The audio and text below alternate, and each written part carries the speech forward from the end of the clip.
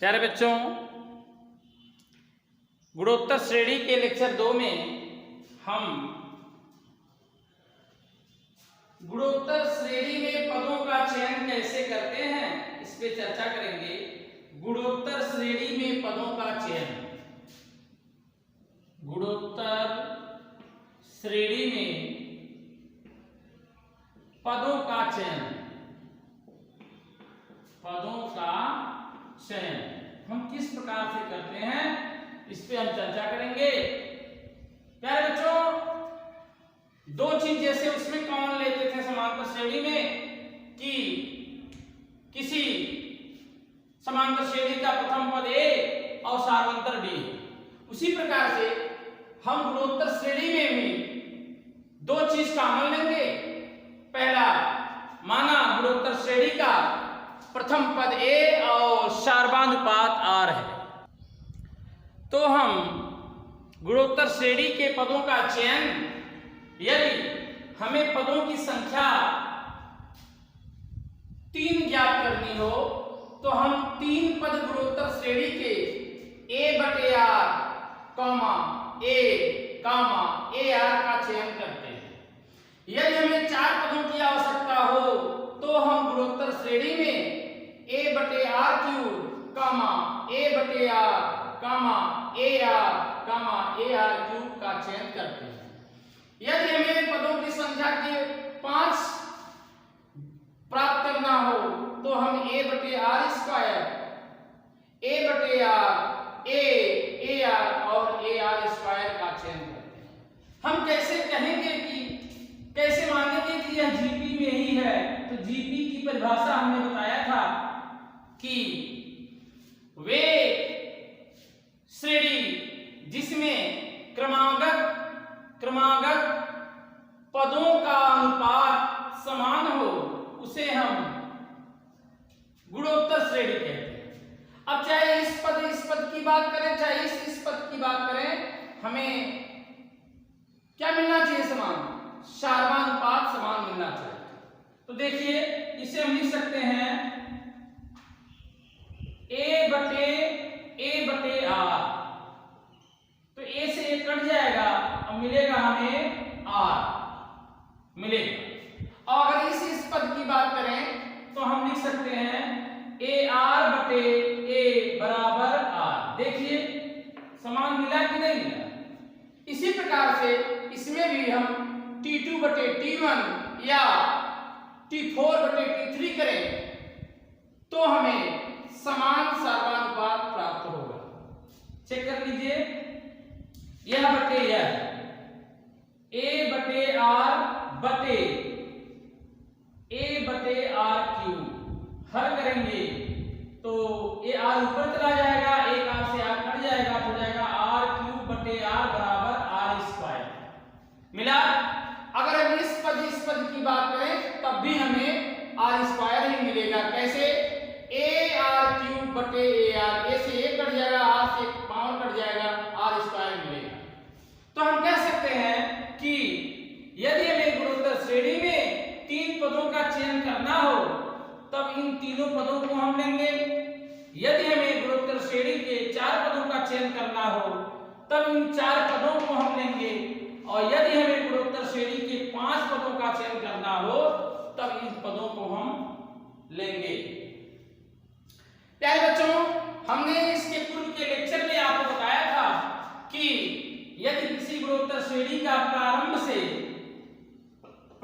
से यनवा पद ज्ञात करना हो तो हम Tn बराबर a r to the power n-1 सूत्र का प्रयोग करते हैं, जहां पे ए प्रथम पद है, आर सार्वानुपात है, n पदों की संख्या है।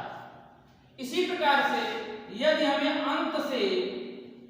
अंत से यनवा पद ज्ञात करना हो गुणोत्तर श्रेणी का तो हम Tn बराबर, अब यहां प्रारंभ में ए है तो अंतिम में n होगा, तो n बटे are to the power n-1 सूत्र का प्रयोग करते हैं, जहां पे n अंतिम पद होगा, आर सार्वानुपात होगा, n पदों की संख्या होगा।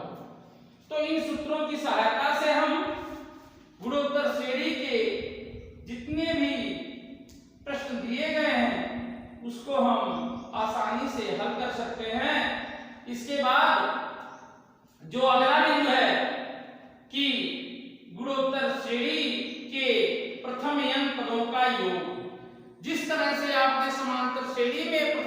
का योग ज्ञात किया था, उसी प्रकार से गुणोत्तर श्रेणी में भी हम प्रथम n पदों का योग ज्ञात करेंगे। अब हम गुणोत्तर श्रेणी के प्रथम n पदों का योग का सूत्र प्राप्त करेंगे, जिसमें हमने आपको बताया था कि गुणोत्तर श्रेणी का मानक रूप क्या होता है। तो प्यारे बच्चों, a r square ar cube ar4 dash dash dash ar to the power n minus 1, यह गुणोत्तर श्रेणी का मानक रूप है, स्टैंडर्ड फॉर्म। तो हम मानेंगे, माना ar स्क्वायर ar क्यूब गुणोत्तर श्रेणी में है, जिसका प्रथम पद a तथा सार्वधातुक r है। यदि गुणोत्तर श्रेणी के n पदों का योगफल Sn है, तब Sn equal a plus ar square plus dash dash dash arn minus 2 arn minus 1। कैसे होगा? इस पद में r का गुणा किया गया है। जब यहाँ r का गुणा होगा तो एक पावर कम हो जाएगा यहाँ पे n माइनस 1। ठीक है, अब हम लिखेंगे दोनों पक्षों में r से गुणा करने पर, गुणा करिए तो मिल जाएगा r Sn बराबर, यहाँ हो जाएगा ar plus ar square plus ar cube plus ar4 plus dot dot dot plus ar। अब यहाँ पे गुणा कराएंगे तो मिल जाएगा, एक पावर कम हो जाएगा n माइनस 1 प्लस ar पे n, समीकरण 2 मिल जाएगा। अब हम समीकरण 2 में 2 को 1 से घटाएंगे, समीकरण 2 को 1 से घटाएंगे तो देखिए क्या प्राप्त होता है। तो लिखेंगे समीकरण 2 माइनस समीकरण 1 करिए, अर्थात इसमें से इसको घटाएंगे, एक में से 2 को नहीं घटाएंगे, इसमें से इसको घटाएंगे तो देखिए दोनों में Sn कॉमन है कि नहीं है। Sn क्या हो जाएगा, यहाँ कुछ नहीं लिखा है तो 1 मान सकते हैं, तो हो जाएगा r माइनस 1। अब इसमें से घटाएंगे तो सब यहाँ हो जाएगा minus minus minus minus minus minus, सब माइनस हो जाएंगे। तो देखिए यहाँ पहला पद बचेगा, पहला पद माइनस के रूप में बचेगा, और देखिए यह इससे कटेगा, यह इससे कटेगा, यह इससे कटेगा, ऐसे क्रमवार करता चला जाएगा। तो यह अल्टरनेट का ऐसा नियम होता है कि यदि किसी समांतर श्रेणी का पहला बच रहा है तो इसका दूसरा पद बचेगा, और अगर इसका पहला नहीं बचता, अगर इसका दूसरा बचता तो इसका पहला बचता, ये अल्टरनेट सिस्टम होता है। तो यहाँ देखिए पहला पद बच रहा माइनस के रूप में, तो हमारा दूसरे का पहला पद बचेगा लास्ट, तो हो जाएगा सब फिनिश हो जाएगा, इससे यह फिनिश होगा, इससे क्रमवार सारे पद क्या हो जाएंगे, फिनिश हो जाएंगे। तो यहाँ पे यह इससे फिनिश हो जाएगा और ये आने वाला पद से फिनिश हो जाएगा। तो देखिए पहला और लास्ट, हम दुई में से एक को घटा रहे हैं, सारे पहले इसको लिखेंगे ar पे n माइनस a, कॉमन ले लीजिए तो मिलेगा a r to the power n minus 1, इधर हो जाएगा Sn r माइनस 1। अब इसको बटे के नीचे लिख सकते हैं, तो हो जाएगा Sn बराबर a r to the power n minus 1 by r minus 1। अब हम इसको, यही सूत्र होता है किसका, गुणोत्तर श्रेणी के प्रथम n पदों का योगफल, परंतु यहाँ r का मान 1 से बड़ा होना चाहिए, r का मान 1 से बड़ा होना चाहिए। अब यदि हम 1 में से 2 को घटाएं, 1 में से 2 को घटाएं तो यही सूत्र इस तरह परिवर्तित हो जाएगा, Sn बराबर a 1 माइनस r पे n बटे 1 माइनस r हो जाएगा। तो यह भी सूत्र होता है, परंतु इसमें r का मान 1 से छोटा होता है, और इस कंडीशन में r का मान 1 से बड़ा होता है। यह जो r है यही है सार्वधातुक। तो सार्वधातुक 1 से बड़ा है तब यह सूत्र का उपयोग करेंगे, और सार्वधातुक का मान 1 से छोटा है तो इस सूत्र का इस्तेमाल करेंगे। तो प्यारे बच्चों इसको नोट कर लें।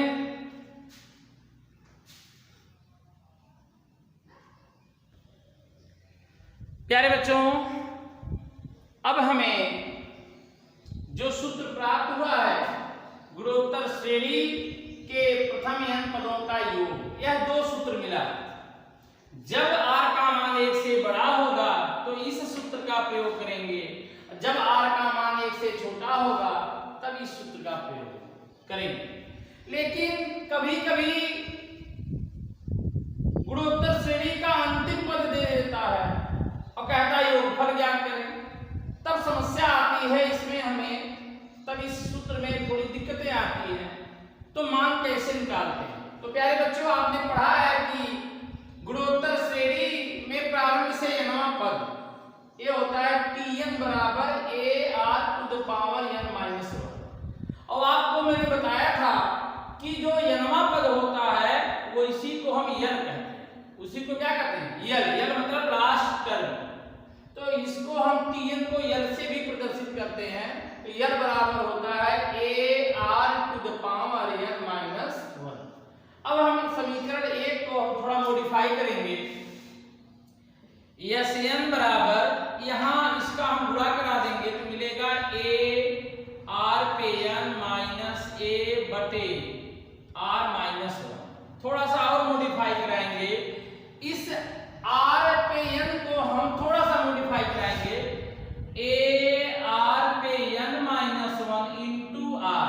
देखिए यह अलग चीज नहीं है, यही वही है जो मैंने बराबर की इधर लिखा है। कैसे लिखा है अभी समझा रहा हूं। आधार समान हो तो घातें जुड़ती हैं, तो यहाँ पे आप r की घातें 1 लिख सकते हैं। तो बताइए जब घात जोड़ेंगे तो n-1 धन 1 करेंगे, एक कटेगा कि नहीं कटेगा? तो मिलेगा ये r/n। हमें सूत्र की प्राप्ति करनी है तब हम ऐसा प्रयोग कर रहे हैं। तो बताइए इसके जगह हम यल लिख सकते हैं, तो क्या इसके जगह यल नहीं लिख सकते? तो इसका मान मिलेगा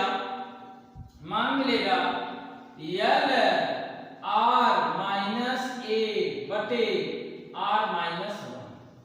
तो हमें प्राप्त हुआ कि Sn बराबर यल r-a/r-1 कब होगा? जब r का मान 1 से बड़ा होगा।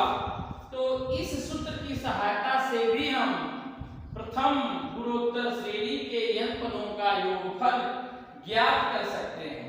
प्यारे बच्चों अब वही कंडीशंस, जब r का मान 1 से छोटा होगा तो इस सूत्र को मॉडिफाई करके हम Sn बराबर 1 को पहले लिख देंगे a-lr/1 लेकिन यहाँ पे r का मान 1 से छोटा। तो प्यारे बच्चों यह 4 सूत्र आप याद कर लीजिएगा। जिस रूप में वह पूछेगा उस रूप में आप इसे नोट करिएगा। अब हम एक्सरसाइज के प्रश्नों को हल करेंगे। एक्सरसाइज 9.3 के प्रथम प्रश्न और द्वितीय प्रश्न हमने लेक्चर 1 में बताए थे। तो अब हम एक्सरसाइज के 9.3 का क्वेश्चन 3 को हल करेंगे, जिसमें कह रहा है किसी गुणोत्तर श्रेणी का 5वां, 8वां तथा 11वां पद क्रमशः P, Q तथा S है, तो दिखाइए कि Q² बराबर PS। तो प्यारे बच्चों हम दो चीजों का मैंने बताया था मानने के लिए लिखेंगे। माना गुणोत्तर श्रेणी का प्रथम पद A तथा सार्वनुपात R है, तब पहले कौन पूछा है? 5वां पद T5 बराबर, फार्मूला देखिए Tn बराबर ar⁻n-1 है, तो यहाँ T5 बराबर क्या लिखेंगे?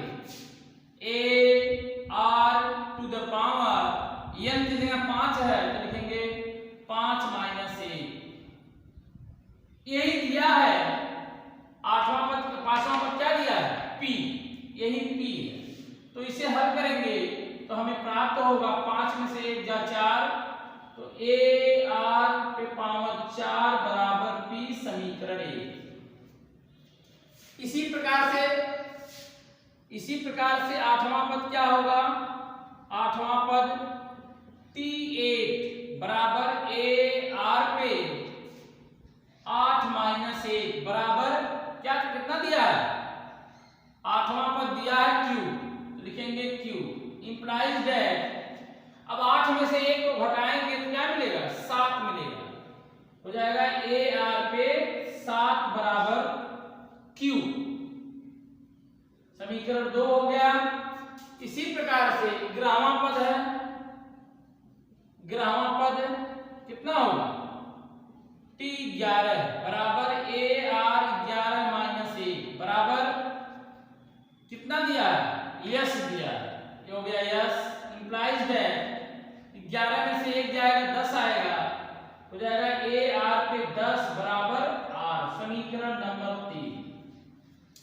प्यारे बच्चों, कहा है कि q स्क्वायर बराबर ps हमें सिद्ध करना है, अर्थात समीकरण 2 का हम वर्ग कर दें तो हमें ps मिलना चाहिए ना। तो चलिए किया जाए। अब यहाँ पे गलती हो गई, याद नहीं होगा, यस होगा, तो हम लिखेंगे समीकरण 1 का समीकरण 3 में गुणा करने पर, समीकरण 1 का समीकरण 3 में गुणा करने पर, गुणा करिए तो हमें क्या मिलेगा, ps, क्या मिलेगा, ps बराबर इधर क्या मिलेगा, a r पे 4 गुणे a r पे 10, तो ps बराबर a गुणे a स्क्वायर हो जाएगा, और आधार समान हो तो घातें जुड़ती हैं, तो हो जाएगा 10 4 14, r पे 14 हो जाएगा।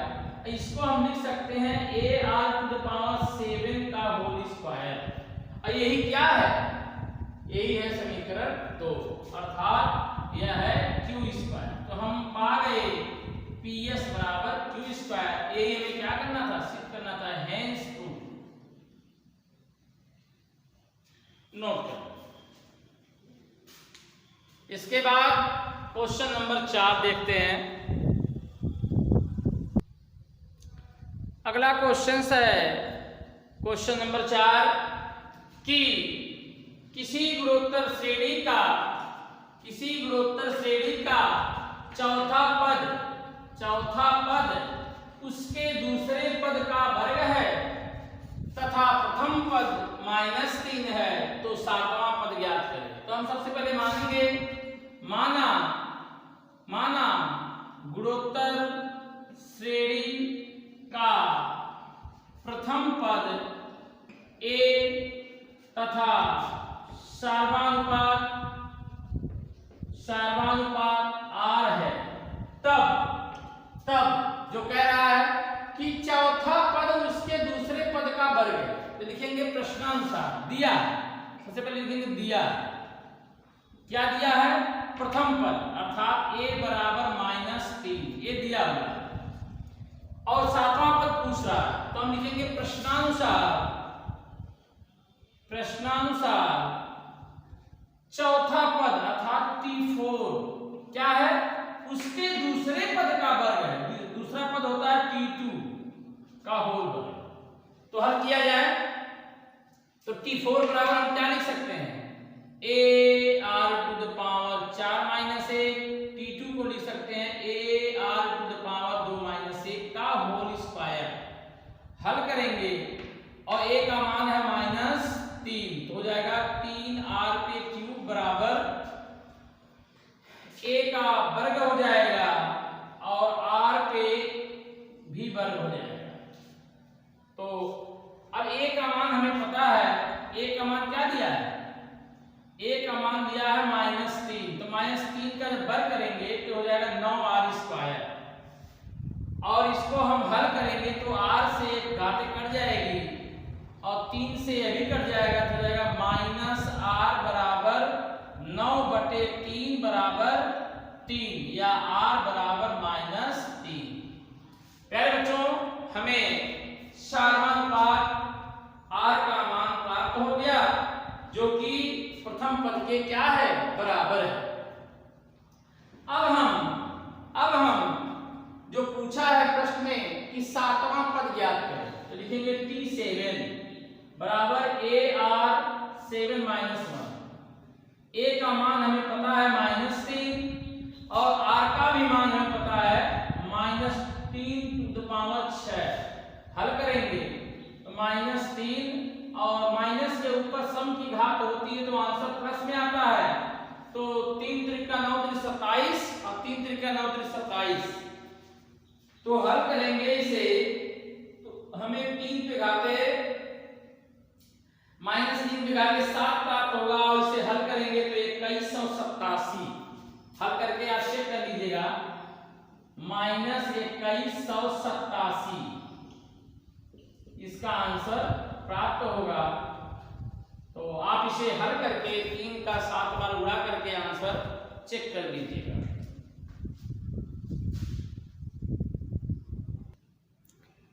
अगला प्रश्न है क्वेश्चन नंबर 5। अनुक्रम का कौन सा पद है, अर्थात हमें पद ज्ञात करना है और श्रेणी दी गई है। तो सबसे पहले हम इसे हल करेंगे कि क्या क्या दिया है। a बराबर 2 दिया है, सारवानुपात r का मान T2/T1 होता है, T2 दूसरा पद, T1 पहला पद, तो 2 करड़ी में 2/2 हल करेंगे तो मिलेगा करड़ी में 2, अर्थात हमें सारवानुपात का मान करड़ी में 2 प्राप्त हो गया। अब इसके बाद हम जानते हैं फार्मूला, क्या जानते हैं, किसी गुणोत्तर श्रेणी का प्रारंभ से यह पद क्या होता है, यही लास्ट पद होता है, इसी को कहते हैं ARN-1। यह दिया है लास्ट पद 128 बराबर A, 2 इंटू करड़ी में 2 पे घाते n-1। अब इसी को हम हल करेंगे तो 2 से जब इसको हम डिवाइड करेंगे 128 से, यह मिलेगा 64। और इस 2 को हम पावर के रूप में लिख देंगे तो क्या मिलेगा, मिलेगा 2 पे पावर n-1/2 मिलेगा। और इसको हम लिख सकते हैं 2 पे घाते 6, तो 2 पे n-1/2। अब देखिए आप लोगों को बताया गया होगा घातों की तुलना कैसे करते हैं। तो घातों की तुलना जब आधार बराबर होते हैं तब हम घातों की तुलना कर लेते हैं। तो देखिए 2 यहाँ पे भी 2 यहाँ पे भी, साथ में घातों की तुलना हो जाएगी तो हो जाएगा 6 बराबर n-1/2, 2 6 12 बराबर n-1, तो n बराबर 1 इधर आ जाएगा तो 13। तो यहाँ पे पदों की संख्या 13 प्राप्त होगी। इसी प्रकार से दूसरा क्वेश्चन है और तीसरा क्वेश्चन है, आप इसे हल करिएगा। इसके बाद लेक्चर 3 में जो दिए गए और प्रश्न हैं उसको हल किए जाएंगे और आपको बताया जाएगा। इसका एक फार्मूला बचा हुआ है कि किसी अनंत पदों की गुणोत्तर श्रेणी का योगफल क्या होता है, तो इसे अगले लेक्चर में बताया जाएगा। तब तक के लिए धन्यवाद।